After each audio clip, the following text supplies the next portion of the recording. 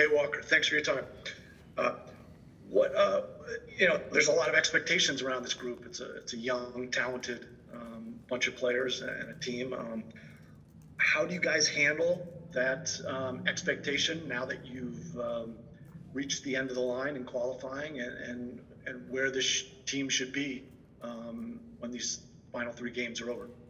I think we're excited. You mentioned it's a young group, but it's also a group that has a lot of experience at the club level, playing in big games, and then now also having a full World Cup qualifying cycle in front of us. And so, guys have gotten good minutes, they've gotten good experience, and then now we obviously head into a very important window with confidence and excitement because we are 3 games away from achieving that goal of qualification. Is there a level of nervousness or anxiety now that we're at the end and there's not much room for error anymore? I don't think it's nervousness. I think it's, again, excitement. It's at this level you want to play in big games. You want to have that responsibility and recognize the importance of it and embrace it. And so I think we have that kind of DNA amongst a lot of our players. And so again, just excitement and ready to kind of get going. Next will be Drake Hills from the Tennessean. Yeah, Walker, good to see you again. The platforms are already elevated, and you've mentioned obviously this matchup historically, and it's Mexico at the Azteca. But given the obvious objective for you guys specifically in going to Qatar, what's at stake? What do you think in this game? And given the timing of it, right? It's the first of the 3. That's the first question I had. And the second part is obviously points-wise, record-wise, you and the U.S. and Mexico are right there neck and neck, but with different schedules, right? How do you think that plays into the way you guys are thinking and how this game may turn out? I mean, there's no question it's a very important game for both teams, being tied where we are in the table. And so it does hold importance, but at the same time, I think we're approaching each game in the same manner. We're trying to get points. We're trying to hit that qualification mark, and so we're prepared to go in there and try and grab 3 points, no doubt about it. And then we'll try and do the same again in Orlando and again in Costa Rica. We're going to try to win these games, have good performances, and ultimately that's what's going to help us reach our goal. Next will be Sam Stejskal from The Athletic. Thanks, Michael. Thanks, Walker. Hope you're doing well. You hit on this a little bit earlier, but what's kind of the balance like for you guys between the weight of what happened in 2017 and trying to get American soccer back to a World Cup, and the desire of this team not just to qualify, but to sort of write its own story? It's a lot of new players, not many that were involved last time around. So what's it like balancing those two things? I think having seen that, we know the responsibility, again, that we have as players, representing way more than ourselves, representing this country. And I think for the most part, everyone has gotten behind that. We accept that responsibility. We know that it's our job to qualify, and that's our expectation. And so, again, guys are prepared. It's been a really good environment as guys have rolled in the past day or two. And so now we're just looking forward to one game at a time, and that's what's going to get us there. So I think, accepting the responsibility, not letting the pressure mount up on you or feeling overwhelmed by it, and just collectively going out and accomplishing our goal. Next will be Ron Blum from the Associated Press. Hi, Walker. As you look at the 5 road games so far, are there any common threads for the periods where the team played well on the road versus where it didn't play out well?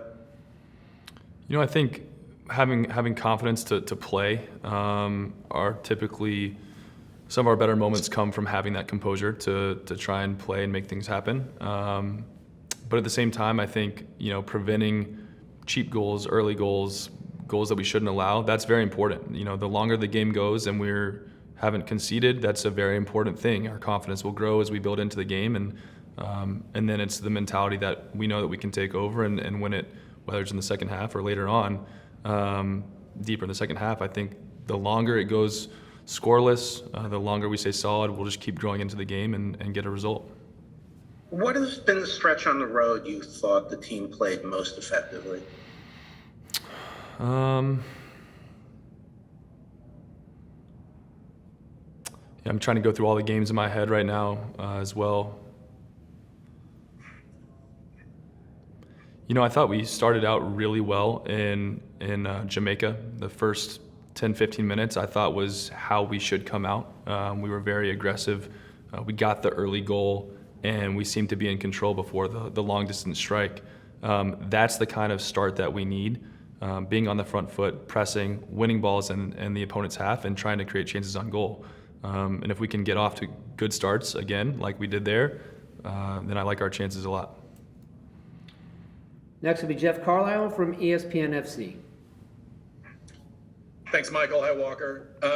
You guys have had this run of really good results against Mexico of late. I mean, to what degree can you take things out of those wins? And kind of on a different line, you've moved back and forth between a 3-man and a 4-man back line at club level a lot. I mean, coming into a national team environment, how tricky is that kind of transition? I think we can take some confidence from those games, just knowing that, hey, we've done it before, we can do it again. But at the same time, it's qualification. Those games don't matter anymore, and it's again about qualifying for the World Cup, and it's a very important game for both teams. So sure, we can take some confidence that we've played well in the past against them this year. And then in terms of the rotating between a 3-man, 4-man, we train it a lot. We go over these kinds of pattern play or tactics a lot to determine, okay, how does it look on the training field? Is it something that we want to incorporate into this game? And the coaches kind of make those decisions. But in terms of me personally, it helps having that flexibility at the club level. It helps having the flexibility within a program to always be able to adapt. But end of the day, it's we're going to go out there, we're going to compete. Allow the coaches to make some tactical changes if they see it fit, whether that's before a game, during a game, and we'll be ready as players, making sure that we understand that if that is necessary, we know exactly what our roles are and that everyone's on the same page. Next will be Daniel Nora from Univision. Thank you, Michael. Hi, Walker. Last time you were very excited and looking forward to play in the cold. Actually, you deserve snow for the last game. How about playing now in the altitude? And what have you heard from the teammates that went down to Mexico the last qualifiers? And what is your approach for this, considering all the facts that represent playing in a historic place for football? It'll be great. It'll be a great challenge for us. Not too much experience of playing in Azteca for a lot of guys. Certainly we have a few who were there and involved last cycle. And we know it's going to be a challenge for sure. But again, just in the same way that we prepared for that game in Minnesota, from a mental standpoint, I thought we approached that the right way. And this is no different. Yes, it'll be challenging. Yes, we're up for that challenge. And so there's no doubt in my mind that we'll go out there with a good mindset and push through the elements, continue to encourage one another as we make our way through the game and come away with a result. We'll go to Doug McIntyre from Fox. Thanks, Michael. Thanks, Walker, for doing this. I know he hasn't reported yet or gotten there yet. Gio Reyna back in the team for the first time since the first window. What kind of boost does that give you guys with a couple of regulars out through injury this window? Thank you. We're thrilled to have Gio back and involved in qualifiers. Obviously, he's been out for a little while, but I know just from speaking with him, and you can tell just even from his game on the weekend, he's super excited to be back, to be involved on this team. And again, it's all of our goals to qualify for the World Cup. So I think knowing him, knowing the kind of guy that he is, he's chomping at the bit to make a big impact in these 3 games, and we're going to need it. And he's the kind of guy who can change a game. And so having him available, having him in any capacity is a boost for our team. And as you mentioned, amidst the other injuries, it's a great to get him back. So excited to see him. Glad that he's back and healthy, and I know he'll be able to help us. Next will be Jonathan Tannenwald. Thanks, Michael, and thanks, Walker, for the time. I'm sure you've observed as well as anybody else is how sort of panicking the fan base is, because it's a little bit their nature, I guess, at this point. But, how important is it going to be, especially knowing that Mexico is going to throw the kitchen sink at you guys, given how the last results have gone and where, where they are in the standings and all that, calmness in the moment, calmness on the ball in the stadium, calmness going into all this with everything that's going on. Just keep your heads about you. How important is that going to be? It's massive. It's huge. It's a big part of the potential success that we have is our ability to mentally stay calm, stay disciplined, stay organized, handle all of those things that you mentioned, all the different factors and elements, whether it's the altitude, whether it's, them throwing everything at us. It's handling that in a good way, staying level-headed. And I think we have a group that's proven that we can do that. And so, again, building off of the mental strength that we had in that Minnesota game, we'll embrace it again and come out with a really good mindset to get a result in Mexico. We'll go to Felipe Cardenas. Hey, thank you, Michael.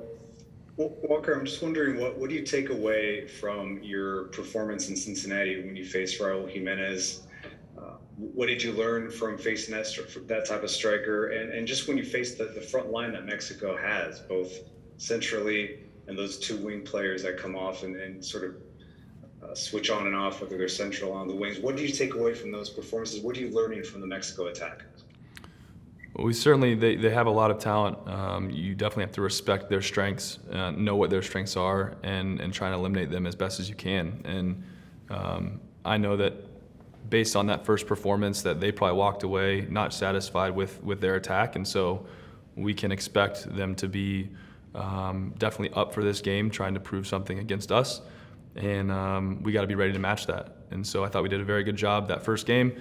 They broke through one or two times that created big chances, and Zach stood up big. So eliminating those chances, and I thought we did a lot of really good things with our ability to step, not give them time, good 1v1 defending, strong in duels. It's going to take all those things again and more to make sure we can shut them down. Our last question for Walker comes from Andrew Jones. Thank you, Michael. Walker, first, congrats on the goal you scored this weekend despite the result for Nashville. You have Eric Palmer-Brown in the camp for the first time, and then George Bello coming from Gold Cup and now in the qualifying fold for the first time. What's your thoughts in regards to them and their progress towards how they played this season, particularly with George making the move to Bielefeld in the Bundesliga, and how EPB has made his whole note with Troyes and Ligue 1 and how they've been going so far for the first day of practice? Yeah, it's nice. It's a big move for George, and he was involved in the first window for sure, getting some minutes against Honduras. But it's a confidence booster for him to have just gotten that first start over in Germany, and that's the next step in his career. So it's nice to see him getting some minutes now, and he should come in with confidence, knowing he should be ready to help his team in any way he can.